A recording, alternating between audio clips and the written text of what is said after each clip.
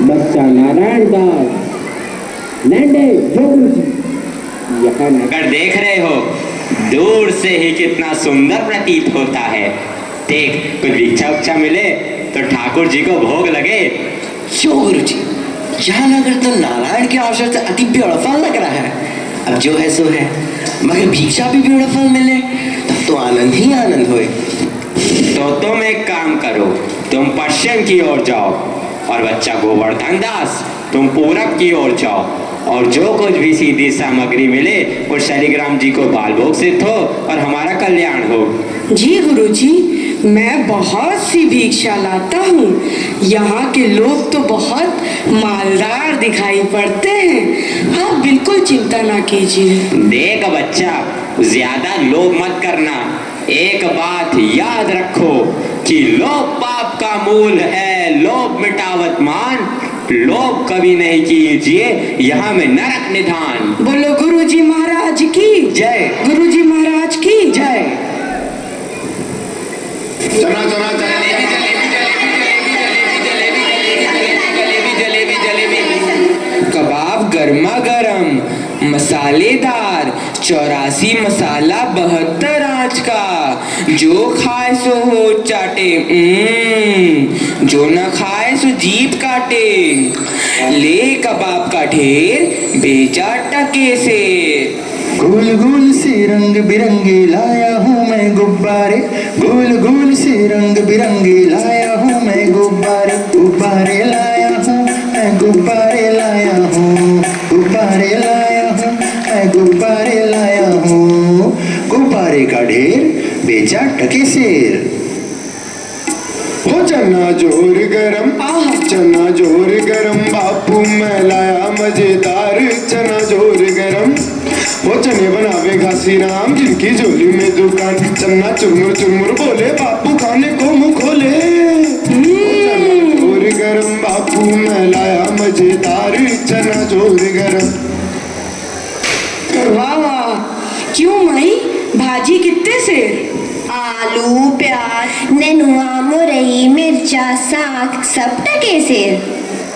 Ration ले लो टके से। आटा दाल लकड़ी घी चीनी सब टके से। क्यों भाई बनिए, आटे कितने से? टके से। और चावल?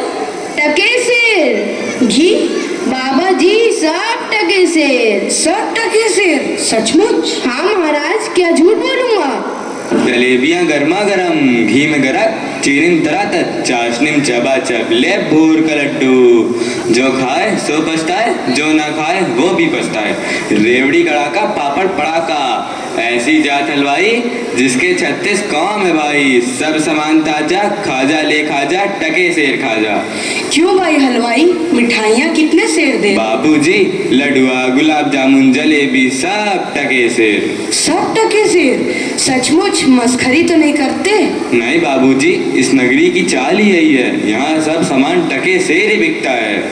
अच्छा, तो इस नगरी का नाम क्या है? अंधेर नगरी। और राजा का? चौपट राजा। वाह वाह वाह वाह, बड़ा आनंद है। अंधेर नगरी चौपट राजा।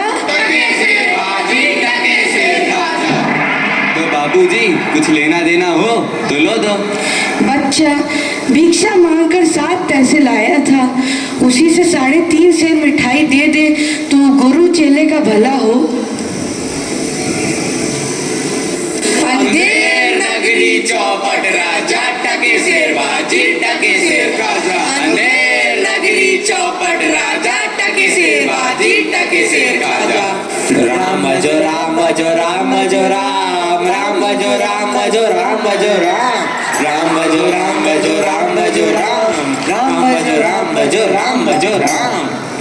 अंधेर नगरी चौपट राजा, टके सेर भाजी टके सेर खाजा।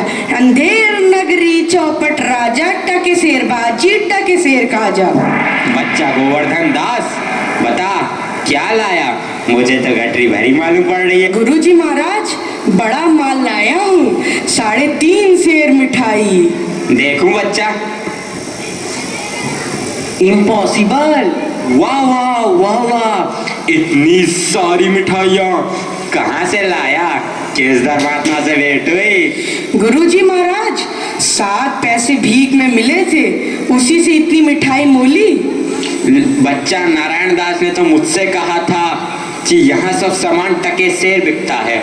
हमने उसकी बात का विश्वास नहीं किया। बच्चा, यह कौन सा नगर है और इसका राजा कौन है? गुरुजी, हमारी सारी जनता को पता है, आपको ना पता? यह है अंधेर नगरी, चौपट राजा, टके शेर भाजी, टके शेर खाजा। तो बच्चा, ऐसे नगर में रहना उचित नहीं है। देश नहीं है। 2 पैसे पास होने पर पेट भर जाता है, और नगरियों में दिन भर भिक्षा मांगो तो उपवास रहना पड़ता है। मैं तो इस नगरी को छोड़कर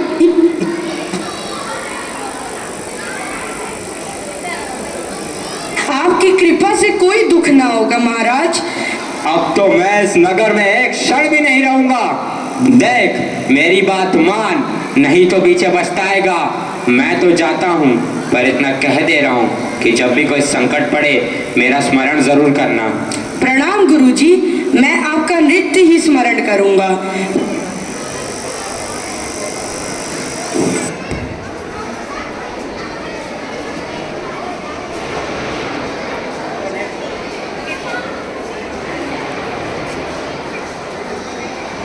अंधेर नगरी के चौपट राजा पधार रहे हैं। लीजिए महाराज, पीजिए महाराज। आहा, आनंद और दो। दुहाई है महाराज, दुहाई है।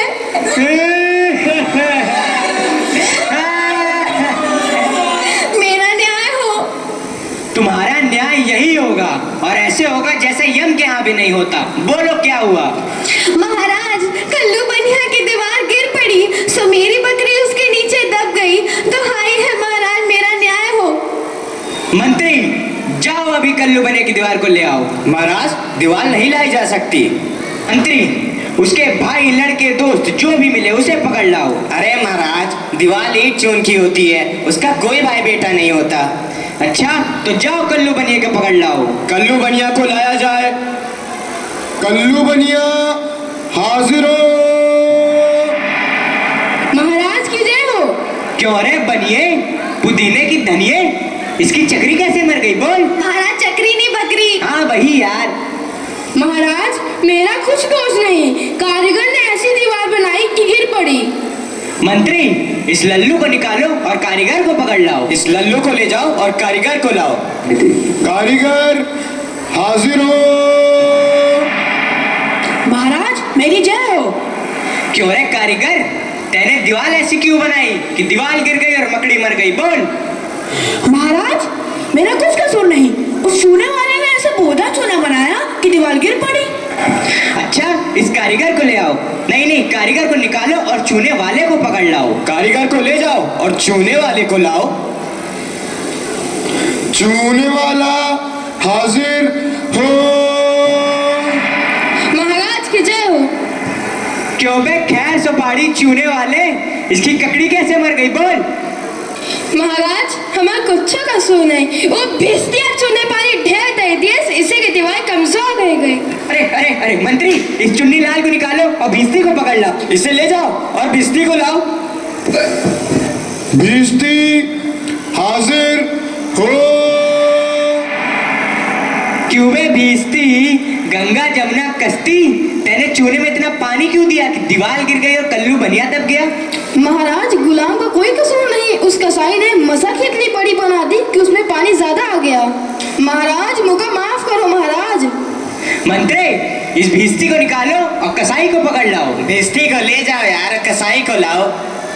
कसाई हाजिर हो।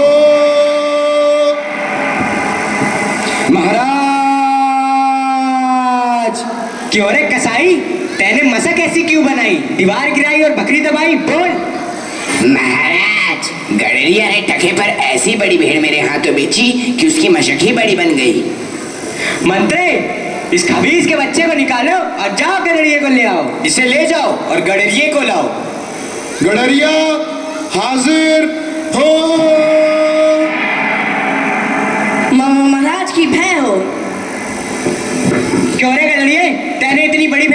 बेची कि दीवार गिर गई और बकरी मर गई? बोल।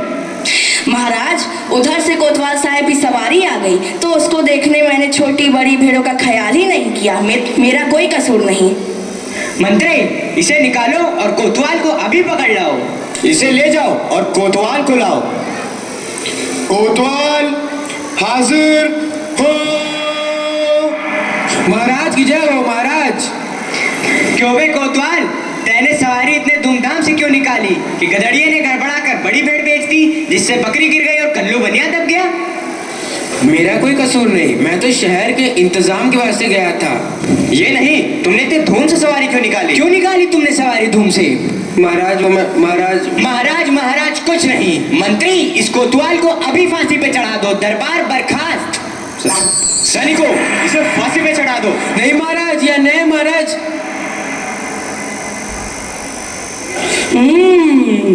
गुरुजी ने तो हमको यहाँ रहने से मना किया था। माना कि देश बुरा है, पर अपना क्या, अपन किसी राजकाज में थोड़ी ना है कि किसी बात का डर हो। रोज मिठाई चबाना और मजे से आनंद उठाना। चल बे चल, बहुत मिठाई खा के मोटा है, आज पूरी हो गई। बाबा जी चलिए, नमो नारायण कीजिए। हैं? यह आफत कहाँ से आई? अरे भाई, मैंने तुम्हारा क्या बिगाड़ा है जो मुझे पकड़ते हो? आपने बिगाड़ा है या बनाया है, इससे क्या मतलब। अब चलिए फांसी पर चलिए। फांसी? अरे बाप रे बाप, फांसी? मैंने किसकी जमा लूटी है कि मुझको फांसी? मैंने किसके प्राण मारे हैं जो मुझको फांसी? आप बड़े मोटे हैं, इस वास्ते आपको फांसी होगी। मोटे होने से फांसी? ये कहाँ का न्याय है? अरे फकीरों से हंसी नहीं की जाती। बात ये Students, I would like to hold just for a minute because amid us our respected and honorable manager sir is already here. So please welcome him. Give a big hand for our respected manager sir.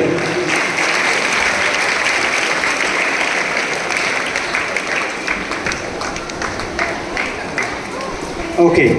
है कि कल कोतवाल साहब को फांसी का हुक्म हुआ था। जब फांसी देने को ले गए तो फांसी का फंदा पड़ा हुआ, क्योंकि कोतवाल साहब दुबले हैं। हमने इस पे महाराज से अर्ज किया कि किसी मोटे आदमी को पकड़कर फांसी दे दें। इस वास्ते तुमको ले जाते हैं कि कोतवाल के बदले तुमको फांसी दें। तो क्या और कोई नगर भर में मोटा नहीं मिलता जो मुझ अनाथ फकीर को फांसी दे देते हो? इसमें दो बातें हैं। पहली, राजा की न्याय से कोई मोटाता नहीं। दूसरी, अगर मोटा जाए तो दरबार में जाके न जाने क्या बोले, इस वास्ते आपको फांसी होगी।